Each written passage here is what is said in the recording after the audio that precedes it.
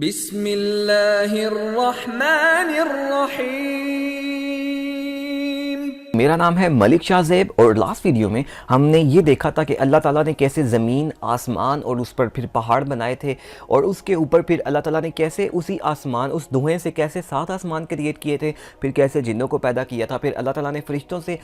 مٹی منگوا کر ٹھیک ہے کیسے حضرت آدم علیہ السلام کا مجسمہ بنایا تھا، پھر اس کے اندر روح پھونکی تھی، اور پھر اللہ تعالیٰ نے حضرت آدم علیہ السلام کو جمعے کے دن پیدا کر کے جنت سے جوڑا منگوا کر ان کو پہنایا تھا اور تخت کے اوپر عزت سے بنایا تھا۔ اس طرح حضرت آدم علیہ السلام کو اللہ تعالیٰ نے پیدا کیا تھا۔ اس کے بعد حضرت آدم علیہ السلام نے اللہ تعالیٰ سے پوچھا کہ اے اللہ میری آل اولاد کون ہوگی، تو اللہ تعالیٰ نے حضرت آدم علیہ السلام کی کمر پہ اپنا رائٹ والا ہاتھ رکھا، تو حضرت آدم علیہ السلام سے قیامت تک جتنے بھی لوگ پیدا ہونے والے تھے، جو اچھے لوگ تھے، جو جنتی لوگ تھے، وہ سارے نکل کر سامنے آ گئے، ٹھیک ہے۔ اس کے بعد اللہ تعالیٰ نے اپنا دایاں ہاتھ، جو لیفٹ والا ہاتھ ہوتا ہے، لیفٹ والا ہاتھ حضرت آدم علیہ السلام کی کمر پہ رکھا، تو حضرت آدم علیہ السلام سے قیامت تک پیدا ہونے والے جو برے لوگ تھے، جو جہنمی لوگ تھے، وہ سارے نکل کر سامنے آ گئے۔ حضرت آدم علیہ السلام نے اپنی قیامت تک آنے والے جتنے بھی لوگ تھے ان سب کو دیکھا۔ حضرت آدم علیہ السلام نے دیکھا کہ ان کی اولاد میں ہر طرح کے لوگ تھے،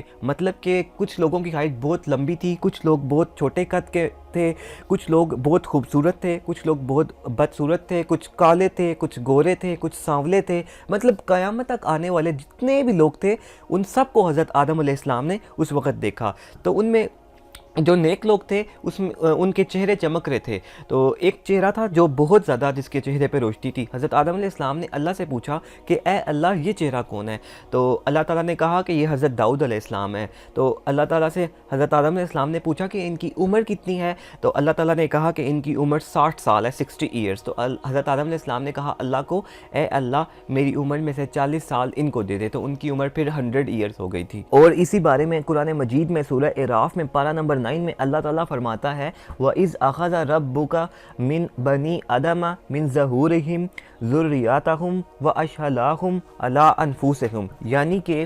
اور جب آپ کے پروردگار نے حضرت آدم علیہ السلام کی پشت سے، پشت کا مطلب کمر سے، حضرت آدم علیہ السلام کی کمر سے ان کی اولاد کو نکالا اور ان سے ان کے متعلق ہی اقرار لیا، یعنی کہ جب اللہ تعالیٰ نے حضرت آدم علیہ السلام کی کمر پہ ہاتھ رکھا تھا نا، تو اس سے جتنی بھی ان کی اولاد تھی وہ نکل کر سامنے آ گئی تھی۔ تو اب اچھے لوگ بھی تھے اور برے لوگ بھی تھے، یعنی قیامت تک آنے والی سب لوگ تھے۔ اللہ تعالیٰ نے ان سب لوگوں کو، جو روح تھی نا، ان کو اللہ تعالیٰ نے شعور عطا کیا تھا، اور اس کے بعد اللہ تعالیٰ نے ان سے اقرار لیا تھا۔ کس بات کا اقرار لیا تھا؟ کہ اللہ تعالیٰ قرآن مجید میں فرماتا ہے، اللہ تعالیٰ میں نے پوچھا ان سب لوگوں سے قیامت تک آنے والے، کیا میں تمہارا رب نہیں ہوں؟ تو وہاں پہ سب لوگوں نے، وہاں پہ سب لوگ تھے قیامت تک آنے والے، وہاں پر میں بھی تھا، آپ بھی تھے، تو سب نے کہا تھا کہ بے شک اے اللہ آپ ہی ہمارے پروردگار ہیں۔ تو اللہ تعالیٰ نے کہا کہ تاکہ قیامت والے دن تم لوگ یہ نہ کہو کہ ہم تو اس بات سے بے خبر تھے۔ اس کے بعد اللہ تعالیٰ نے حضرت آدم علیہ السلام کو دنیا کے اوپر جتنی بھی چیزیں ہیں ان سب کے نام سکھائے، اور ان کو یہ بھی بتایا کہ یہ چیز کس کام کے لیے ہوتی ہے۔ قرآن مجید میں اللہ تعالیٰ فرماتا ہے،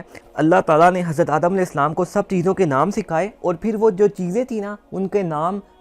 وہ چیزیں جو ہے وہ اللہ تعالیٰ نے فرشتوں کے سامنے رکھیں، اور فرشتوں سے کہا کہ اگر تم سچے ہو تو ان کے نام بتاؤ۔ تو فرشتوں نے پھر جواب دیا، فرشتوں نے کہا کہ اے اللہ تیری ذات پاک ہے، ہمیں صرف اتنا ہی علم ہے جتنا تو نے ہمیں علم عطا فرمایا ہے، تو بے شک جو ہے تو علم والا ہے، تو حکمت والا ہے، ٹھیک ہے۔ یعنی کہ فرشتوں نے کہا کہ ہمیں نہیں پتہ، ہمیں تو بس اتنا ہی علم ہے جتنا تو نے ہمیں سکھایا ہے۔ پھر اللہ تعالیٰ نے حضرت آدم علیہ السلام سے کہا کہ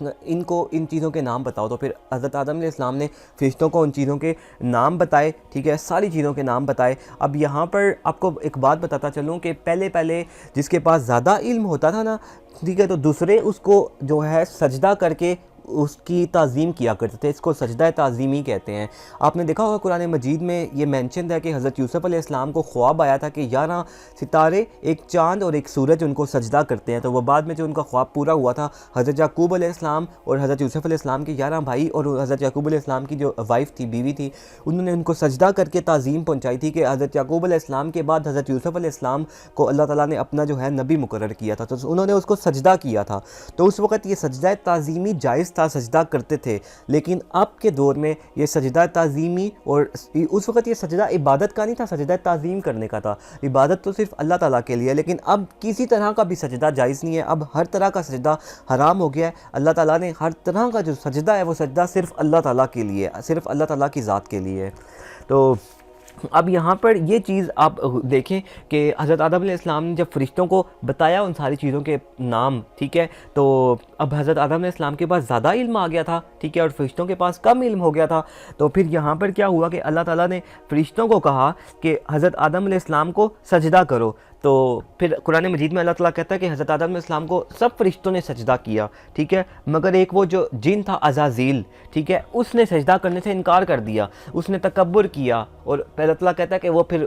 وہاں پہ پہلے تو اللہ تعالیٰ کی عبادت کرتا، لیکن جب اس نے انکار کیا تو وہ کافروں میں سے ہو گیا۔ تو پھر اللہ تعالیٰ نے اس سے پوچھا کہ میرا حکم تھا کہ سب حضرت آدم علیہ السلام کو سجدہ کرو، تو نے سجدہ کیوں نہیں کیا؟ تو اس نے کہا کہ اے اللہ، مجھے تو نے آگ سے پیدا کیا ہے، اس کو تو نے مٹی سے پیدا کیا ہے، تو میں اس سے بہتر ہوں، میں اس کو سجدہ کیوں کروں؟ تو اللہ تعالیٰ نے کہا کہ یہ میرا حکم تھا کہ سب سجدہ کرو، تو نے میری حکم کی نافرمانی کی ہے، تو نے تکبر کیا ہے، تو کافروں میں سے ہو گیا ہے، قیامت تک تیرے اوپر میری لعنت رہے گی۔ تو پھر اس جن نے عزازیل نے اللہ تعالیٰ سے کہا کہ اے اللہ، مجھے قیامت کے دن تک کی مہلت دے، یعنی اس وقت تک مجھے سزا نہ دی جائے۔ تو اللہ تعالیٰ نے پھر اس کو مہلت دی، تو اس کے بعد اللہ تعالیٰ سے کہتا ہے کہ اے اللہ، تیری عزت کی قسم،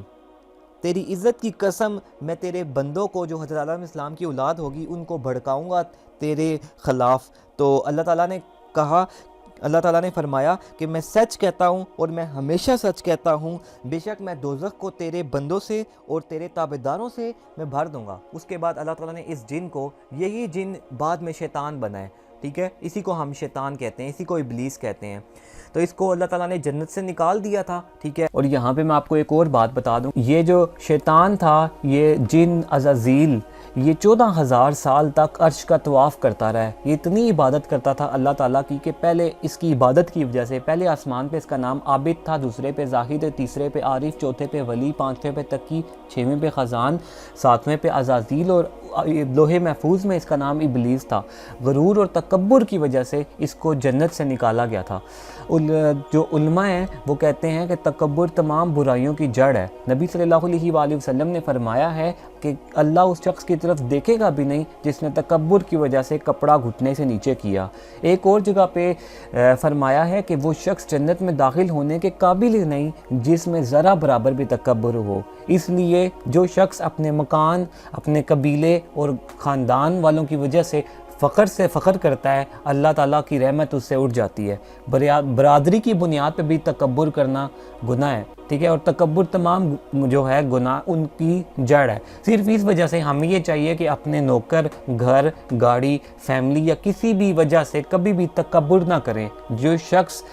اپنے قبیلے، مکان، گھر، گاڑی کی وجہ سے فخر کرتا ہے تو اس سے اللہ تعالیٰ کی رحمت اٹھ جاتی ہے۔ جیسے کہ آپ دیکھیں جنت میں تھا عزازیل، یہ جن شیطان، اس نے تکبر کیا، اللہ تعالیٰ نے اس کو جنت سے اٹھا دیا۔ تکبر اتنی بری چیز ہے، اور یہ اب جو حضرت آدم علیہ السلام کی اولاد ہے، ٹھیک ہے، ہم لوگوں کو اللہ تعالیٰ کی عبادت کرنے سے روکتا ہے، ہمیں وسوسے پیدا کرتا ہے، اسی کو شیطان کہتے ہیں، ٹھیک ہے۔ اس کے بعد کیا ہوا کہ اللہ تعالیٰ نے اس شیطان کو، اس جن کو، عزازیل کو جو ہے جنت سے تو نکال دیا، پھر اللہ تعالیٰ نے حضرت آدم علیہ السلام کو جنت میں بھیج دیا، ٹھیک ہے۔ حضرت آدم علیہ السلام جنت میں رہا کرتے تھے، حضرت آدم علیہ السلام کو جو دل کرتا تھا وہ کھاتے تھے، پھر بس اللہ تعالیٰ نے کہا تھا کہ ایک یہ درخت ہے جو ہے تم نے اس کو نہیں کھانا، باقی تم جو مرضی رہو، جو تمہارا دل کرتا ہے کرو،